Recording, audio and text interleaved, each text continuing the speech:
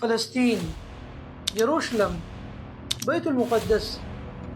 په مقدس مکه باندې ډېر لوی اهمیت والا ځای دی. په دنیا کې چې کوم غټ مذهبونه دي لکه اسلام، کریسچیانټي او یهودیان، د دې دریوړو په نظر کې دا ځای ډېر لوی اهمیت لري. د مسلمانانو په نظر کې خو دا ځای ځکه اهم دی چې دې ځای کې مسجد اقصی موجود دی، کوم چې رسول الله صلی الله علیه وسلم د معراج په شپه باندې سفر کړی و. د عیسایانو لپاره دا ځای ځکه اهم دی چې په دې ځای کې بیت اللحم موجود دی، په کوم ځای کې چې عیسی علیه السلام پیدا شوی و. بل په دې ځای کې د مسجد اقصی سره خواته یو چرچ دی او د بعضې عیسایانو د عقیدې مطابق په دې ځای کې د عیسی علیه السلام هغه خالي قبر موجود دی. او هر چې يهوديان دي د هغوی لپاره دا ځکه اهم دی چې په دې ځای کې د هغوی ابا او اجداد تېر شوي دي، لکه ابراهیم علیه السلام، یعقوب علیه السلام او سلیمان علیه السلام. په دې ځای کې یو هیکل سلیماني جوړ کړی و او نن سبا د بیت المقدس سره خواته د دې هیکل په باقیاتو کې یو دیوال باقي پاتې دی. دې وجې نه دا ځای د یهودیانو لپاره هم مذهبي طور باندې ډېر اهم دی. که د انسانانو تاریخ وګورو نو دا ته معلومه شي چې انسانانو ډېر جنګونه او ډېرې وینې تویې کړې دي د فلسطین په ځمکه باندې. په هر زمانه او هر وخت کې انسانانو دا کوشش کړی دی چې د ځمکه په خپل حکومت کې داخله کړي. دا تاریخ چې وګورې نو ستا په ذهن کې به ډېر سوالات پیدا کېږي چې آخر په فلسطین کې انسانان څنګه آباد شو، او بیا دا ځمکې د بني اسرایلو لاسته څنګه راغلي، او بیا د ټول نه ناشنا او مهم سوال هغه دا پیدا کېږي چې پښتانه کوم چې د بني اسرایلو یو شاخ پیدا کېږي، آخر دوی د بني اسرایلو نه څنګه جدا شو. نو ملګرو موږ به د دې ټولو خبرو خلاصه تاسو ته وړاندې کوو، نو راځئ زموږ سره. نو فلسطین د تاریخ ابتدا د ابراهیم علیه السلام نه کېږي. ابراهیم علیه السلام د عراق په مشهور ښار بابل کې پیدا شوی و. په دغه زمانه کې د بابل ښار د انسانانو لپاره معاشي او علمي لحاظ سره ډېر اهم ځای و. لیکن مصیبت دا و چې د دې ښار اوسېدونکي ټول خلک په بتپرستۍ کې اخته وو او د دوی چې کوم بادشاه و هغه د خدایتوب دعوه هم کړې وه او ځان ته به یې اله ویلو. نو کله چې د دې خلکو راسرکشي سیوا شوه الله سبحانه وتعالی د دې خلکو د هدایت دپاره ابراهیم علیه السلام پیدا کړو. ناشنا خبره دا وه چې ابراهیم علیه السلام د دې ښار یو معزز انسان او هغه انسان کوم چې د بادشاه او خلکو په نظر کې عزتمن و، یعنې آزر، د هغه په کور کې پیدا شو. ابراهیم علیه السلام چې کله رالوی شو نو هغه د خپل پلار د دې دین بېزادي اختیار کړه. خپل دا ټول قوم یې د شرک نه منع کړو او دوی ته یې توحید طرف ته دعوت ورکړو. لیکن د دې ښار د اوسېدونکو خلکو د ابراهیم علیه السلام خبره ونه منله، بلکې د ده په خلاف یې سازشونه شروع کړل او اخره کې د دوی د دښمنۍ دې حد ته ورسېده چې دوی یو غټه کنده کې اور بل کړو. او کله چې د دې اور د لمبې د حد نه سیوا شوې نو دوی راولګېدل او ابراهیم علیه السلام یې د اور ته غوځار کړو. لیکن الله سبحانه وتعالی د خپل بنده ابراهیم علیه السلام حفاظت وکړو او د اور د ضرر نه بچ وساتو. ویل کېږي چې د اور د څو ورځو پورې بلېدو او کله چې د اور مړ شو ابراهیم علیه السلام صحیح سلامت د دې نه بهر ته راووتو. کله چې د دې کلي د خلکو ابراهیم علیه السلام صحیح سلامت ولیدو هغوی ډېر زیات حیران شو او په دې خبره باندې هم پوه شو چې ابراهیم علیه السلام غیر معمولي صلاحیتونو والا سړی دی. لیکن د دې دومره غټې نښې د لیدلو باوجود دا خلک قلار نه شو، بلکې دوی راولګېدل او ابراهیم علیه السلام یې د خپل کلي نه جلا وطن وکړو. ابراهیم علیه السلام خپل پلار ته سلام وکړو او د هجرت په لاره ور روان شو. د هجرت په دې لاره کې ابراهیم علیه السلام فلسطین ته راغی او په دې ځای کې دیره شو. په دې ځای کې څه وخت بعد الله سبحانه وتعالی ابراهیم علیه السلام له دوه بچي ورکړل، یو اسماعیل علیه السلام او بل اسحاق علیه السلام. بیا الله سبحانه وتعالی امر وکړ ابراهیم علیه السلام ته چې خپل دا بچی اسماعیل علیه السلام د دې ځای نه لرې بوځه یوې شړې علاقې ته. نو ده د خپل زوی اسماعیل علیه السلام جزیرة العرب دې علاقې ته راوستو او د خپل مور سره یې د مکې په هغه شړو بیابانونو کې پرېښودو. لیکن د ابراهیم علیه السلام هغه دویم زوی اسحاق علیه السلام په فلسطین کې پاتې شو. دلته د اولاد پیدا شو او په دې ځای کې دوی خواره شو. لیکن د اسحاق علیه السلام په دې اولادو کې یعقوب علیه السلام واحد داسې بچی و چې د ده بچي سیوا شو او دوی خواره شو په ښارونو کې. یعقوب علیه السلام د اسرائیل په لقب سره یادېږي، دې وجې نه د ده اولادو ته بني اسرائیل ویلی کېږي په تاریخ کې. نو د بني اسرائیل ابتدا په فلسطین کې وشوه او په دې ځای کې د دوی بچي پیدا شو. لیکن په دې ځای کې د بني اسرائیل قسمت بالکل بدل شو او هغه داسې چې د یعقوب علیه السلام یو زوی یوسف علیه السلام مصر ته راغی او د څه وخت تېرولو نه بعد یوسف علیه السلام د مصر دپاره وزیر اعظم مقرر شو.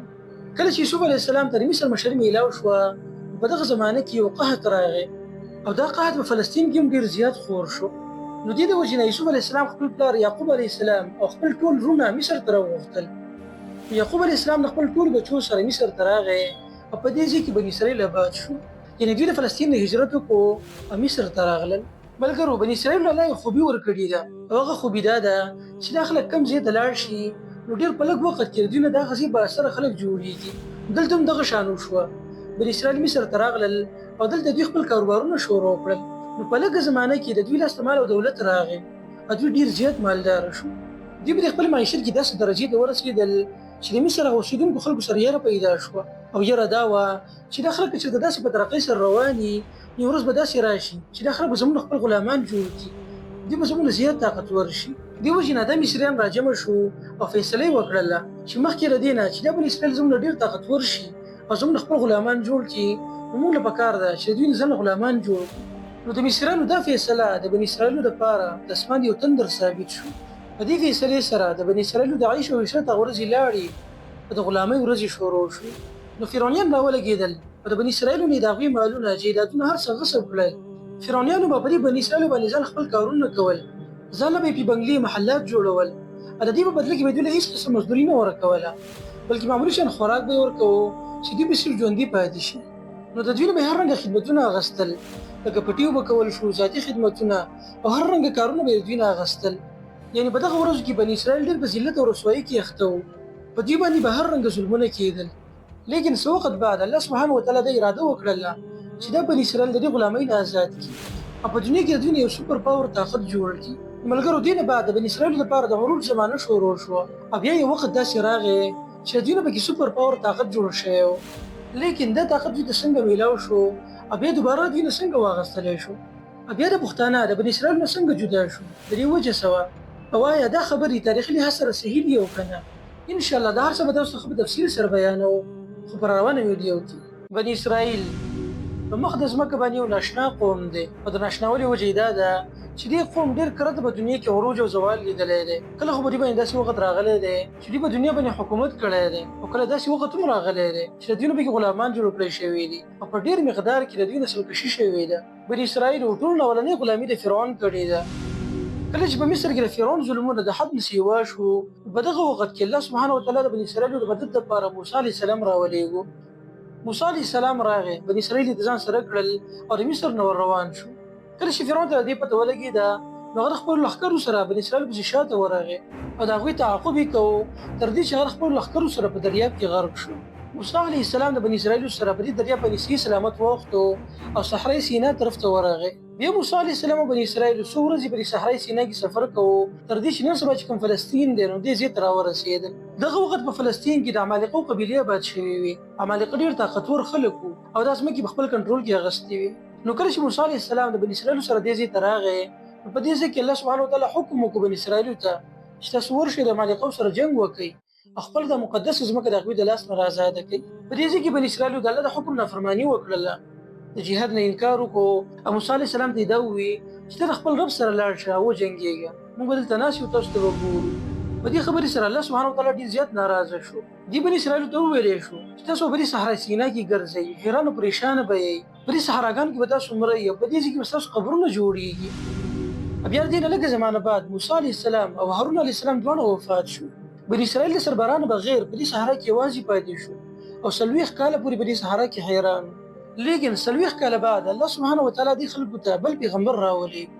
ویل کېږي چې 40 کالو کې دنده د بني اسرایلو ټول خلک مړه شو کوم چې د موسی علیه السلام سره د مصر نه راغلي وو او په دوی کې یو نوی نوجوان نسل د حریت او ازادۍ په جذبې سره رالوی شو. په دوی کې الله سبحانه وتعالی د یوشع علیه السلام په نوم باندې پیغمبر راولېږو. دې نوجوانانو دې پیغمبر ته وویل چې موږ د عمالقو سره جنګ کولو ته تیار یو، ته زموږ دپاره یو مشر مقرر کړه. د یوشع علیه السلام د دې خلکو دپاره د طالوت په نوم باندې یو کس مقرر کړو.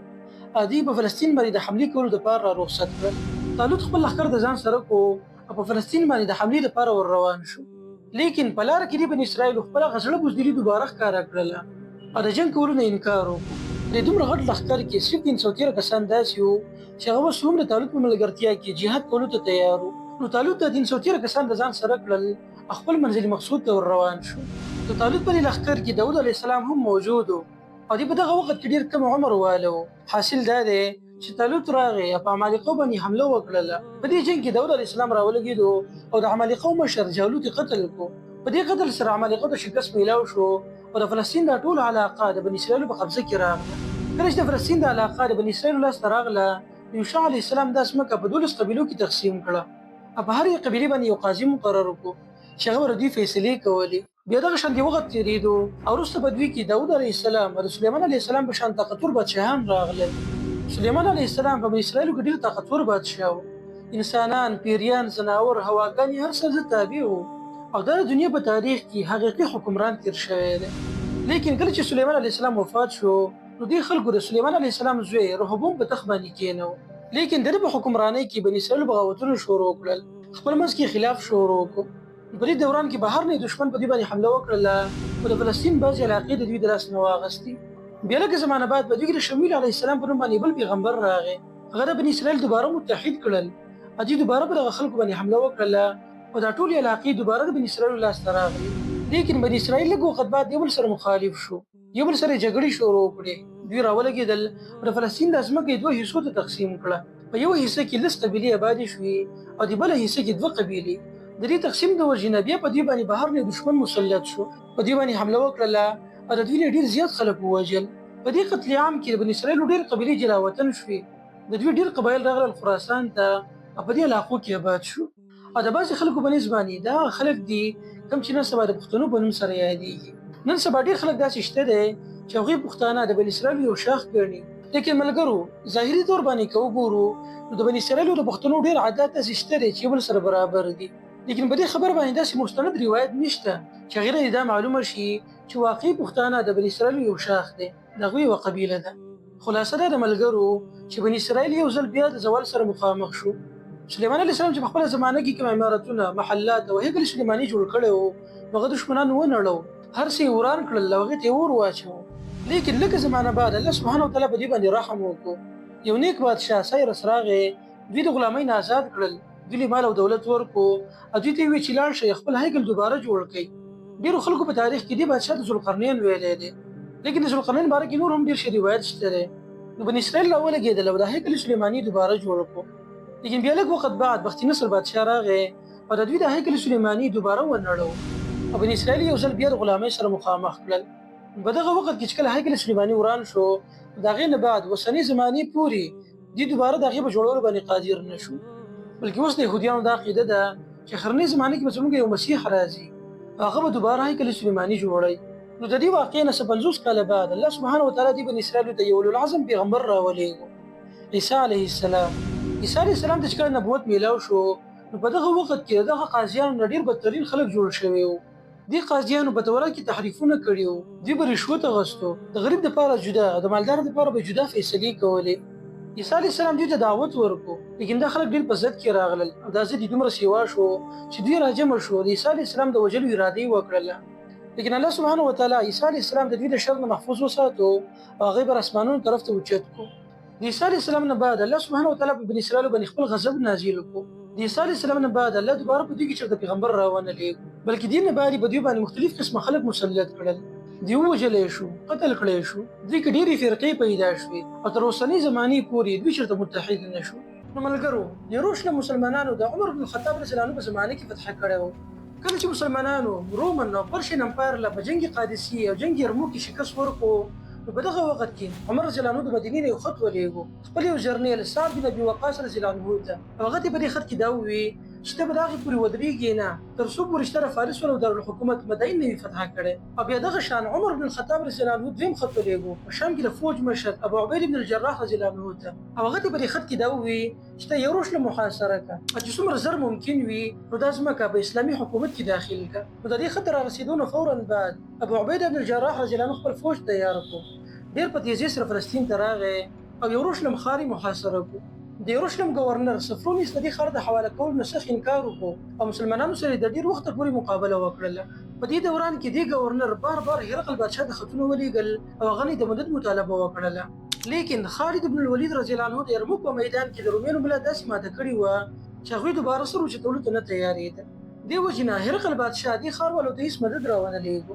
نو کله چې د دې ښار گورنر سفرونیس د هرقل د مدد نه ناامیده شو نو هغه راولګېد او مسلمانانو سره صلح کولو ته تیار شو. لیکن د سفرونیس ډېر هوښیار سړی و او ده ته دا پته وه چې اوسنۍ زمانې پورې څوک یروشلم دې ښار ته راننوتي دي نو هغه دلته ډېره خونریزي کړې ده او ډېر خلک یې وژلي دي. نو د دې ښار گورنر سفرونیس دا غوښتله چې دا ښار د خونریزۍ نه بچ کړي. دې دپاره هغه ډېر ناشنا شرط کېښودو. دې ګورنر ته دا پته وه چې د مسلمانانو خلیفه عمر بن الخطاب رضی الله عنه ډېر انصافدار او عادل انسان دی. دې وجې نه د ابو عبید بن الجراح رضی الله عنه ته خط راولېږو او د هغه نه دا مطالبه وکړله چې زه ستاسو سره صلح کولو ته تیارېږم، خو په یو شرط، او شرط دا دی چې ستاسو خلیفه عمر بن الخطاب رضی الله عنه به پخپله راځي، بذات خود به زما سره مخامخ کینی او ما سره به صلح کوي. چونکې دلته مسلمانانو ته پوره ښار بغیر د جنګ نه میلاویدی شو.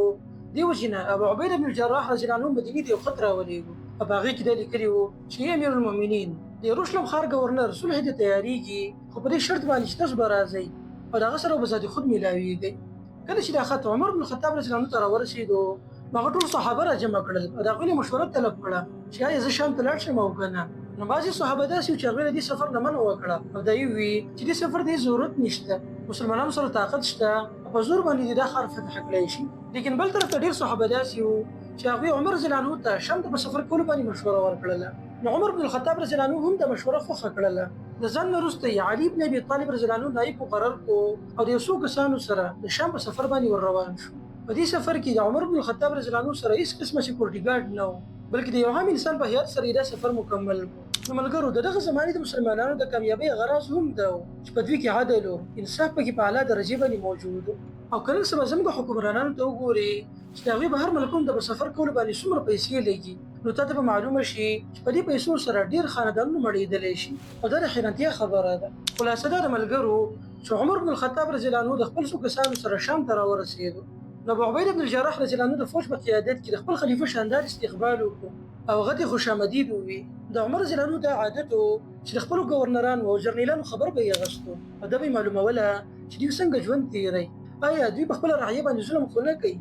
دې وجې نه عمر بن الخطاب رضی الله عنه دا فیصله وکړله چې زه به د ابو عبیده بن الجراح رضی الله عنه سره د هغه کور ته ځم.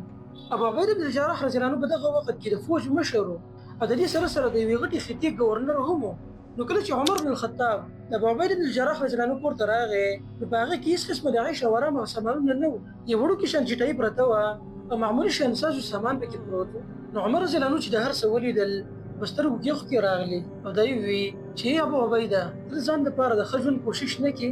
نو ابو عبیده رضی الله عنه ورته وفرمایل چې ای امیر المؤمنین د دنیا یو عارضي ژوند دی او زما په دې کور کې چې څه پراته دي نو دا دومره ډېر دي چې ما د مرګه پورې رسولی شي. عمر رضی الله عنه په دې خبرې سره ډېر حیران شو او دا یې ووي چې ای ابو عبیده د دنیا د فراخۍ په موږ کې ډېره تبدیلي راوستې ده علاوه ستانه چې ته یې بدل کړی نه یې.